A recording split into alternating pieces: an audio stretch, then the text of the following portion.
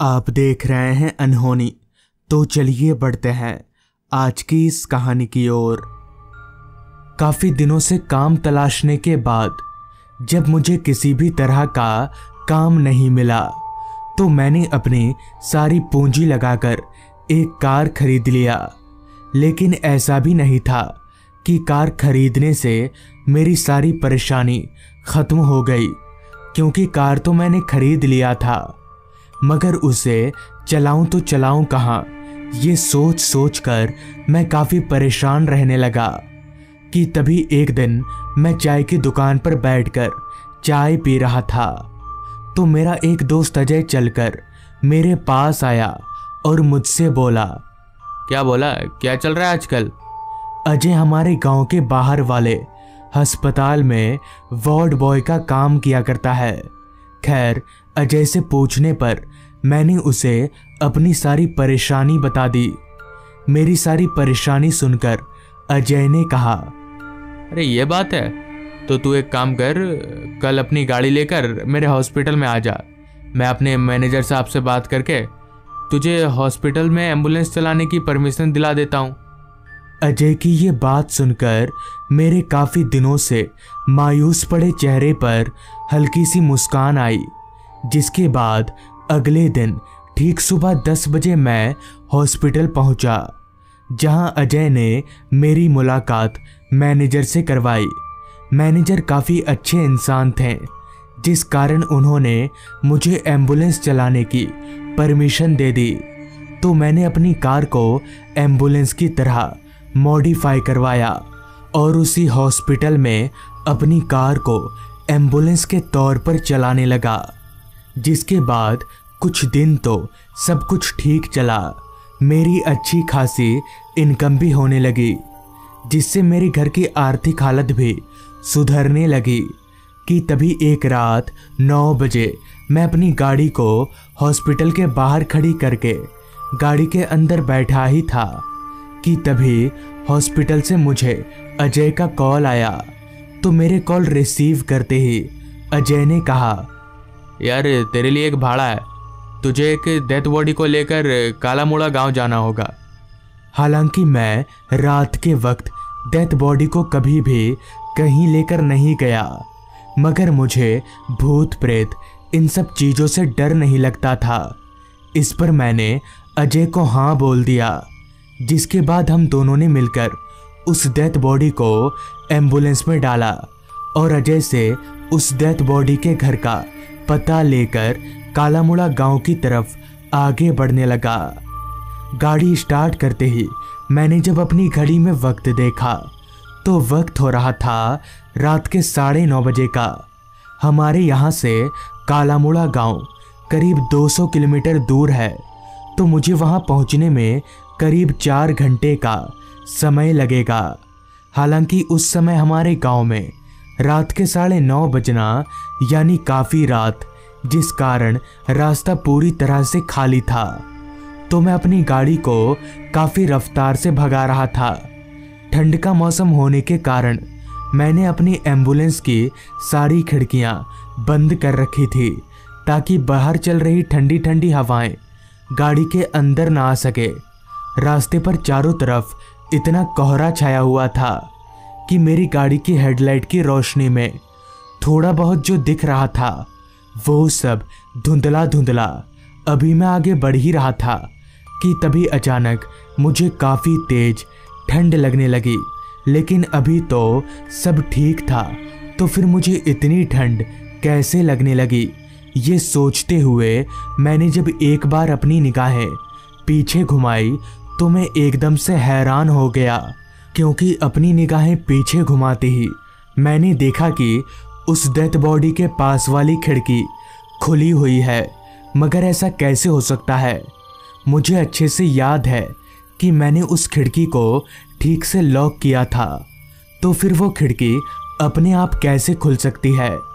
खैर, मैं इस बात पर उतना ध्यान ना देकर गाड़ी को रास्ते के किनारे रोका और खिड़की बंद करने के लिए गाड़ी के पीछे गया। तो गाड़ी के पीछे जाते ही जब मेरी नज़र उस डेथ बॉडी पर गई तो मैं एकदम से चौंक गया, क्योंकि हम लोगों ने जिस तरह से उस डेथ बॉडी को गाड़ी में चढ़ाया था वो डेथ बॉडी उस तरह नहीं थी। लेकिन ये तो हो ही नहीं सकता, जिस पर मैंने अपने मन को समझाते हुए कहा, लगता है गाड़ी चलने की जर्किन से बॉडी हिल गया होगा। अपने मन को ये समझाकर मैंने उस खुली हुई खिड़की को बंद किया और वापस से रास्ते पर आगे बढ़ने लगा। रास्ते पर चारों तरफ बस अंधेरा ही अंधेरा छाया हुआ था, वो भी इतना घना अंधेरा कि उस अंधेरे के आगे मेरी हेडलाइट की रोशनी ना के बराबर मालूम पड़ रही थी। चारों तरफ इतना सन्नाटा छाया हुआ था कि आ रही रात कीड़ों की आवाज़ें मुझे साफ साफ सुनाई पड़ रही थी। रात काफ़ी हो जाने के कारण रास्ते पर मुझे दूर दूर तक मेरे अलावा इंसान तो दूर एक जानवर तलक भी दिखाई नहीं दे रहा था। अभी मैं अंधेरे को चीरता हुआ आगे बढ़ ही रहा था कि तभी मुझे गाड़ी के पीछे की तरफ से एक अजीब सी आवाज़ आई। उस आवाज़ को सुनकर मुझे ऐसा लगा कि मानो वो डेथ बॉडी जोर जोर से अपना पैर पटक रही हो। ये देखने के लिए जैसे ही मैं पीछे मुड़ा तो एक बार फिर मैं काफ़ी हैरान रह गया, क्योंकि एक बार फिर से उस डेथ बॉडी ने अपनी करवट बदल ली थी।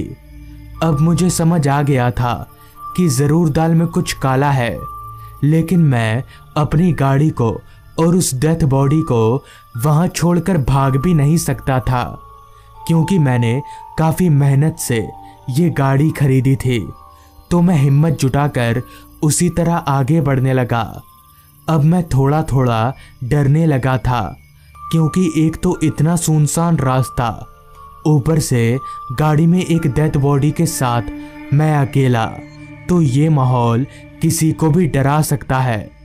अभी मैं कुछ आगे बढ़ा ही था कि तभी मुझे रास्ते के किनारे एक आदमी खड़ा दिखा, जो हाथ दिखाकर मुझे मेरी गाड़ी रोकने का इशारा कर रहा था। तो उस आदमी को देखकर मुझे लगा कि शायद उसे लिफ्ट चाहिए होगी, और ऐसे भी अकेले मुझे थोड़ा डर लग रहा था। तो उस आदमी के मेरे साथ होने से मेरा डर भी कम हो जाएगा, ये सोचकर मैंने अपनी गाड़ी को ठीक उस आदमी के पास रोका। तो मेरे गाड़ी रोकते ही वो आदमी चलकर मेरी तरफ आया और मुझसे कहा, भाई साहब, मुझे काला मुड़ा गांव जाना है, तो आप मुझे क्या वहाँ तक छोड़ देंगे? उस आदमी का चेहरा मुझे काफ़ी जाना पहचाना सा लग रहा था। तो मैंने उस आदमी से कहा, हाँ भाई साहब, आप बैठ जाइए, मैं उधर ही जा रहा हूँ। मेरे इतना बोलते ही वो आदमी मेरी बगल वाली सीट पर बैठ गया और मैंने भी वापस से गाड़ी चलाना शुरू कर दिया। उस आदमी के आने से मेरा डर भी काफ़ी कम हो गया था, मगर मुझे बार बार लग रहा था कि मैंने इस आदमी को कहीं देखा है। इस सवाल को मैं ज़्यादा देर तक अपने जहन में रख नहीं सका और अपने सवाल को उस आदमी से पूछते हुए कहा, भाई साहब, मुझे लग रहा है कि मैंने आपको कहीं देखा है। तो मेरी ये पूछते ही वो आदमी जोर जोर से हंसने लगा, मगर मुझे समझ नहीं आ रहा था कि वो आदमी हंस क्यों रहा है। तो मैंने उस आदमी से कहा, भाई साहब, आप हंस क्यों रहे हैं? इस पर उस आदमी ने अपने हाथ का इशारा करके मुझे पीछे देखने को कहा। तो मैं जैसे ही पीछे मुड़ा तो मेरा पूरा शरीर जोर जोर से कांपने लगा और इतनी ठंड में भी मेरा पूरा चेहरा पसीने से लथपथ हो गया, क्योंकि पीछे मुड़ते ही मैंने देखा कि उस डेथ बॉडी की शक्ल और उस आदमी की शक्ल एक है। ये देखकर मैं समझ गया कि वो आदमी कोई इंसान नहीं बल्कि भूत है। मेरे हाथ पैर इतने तेज कांप रहे थे कि मैं गाड़ी को संभाल नहीं पा रहा था, और मुझे ये भी पता था कि वो भी मुझे मार डालेगा। काफ़ी तेज हाथ पैर कपकपाने के कारण मैं गाड़ी संभाल नहीं पाया और गाड़ी एक पेड़ से जा टकराई।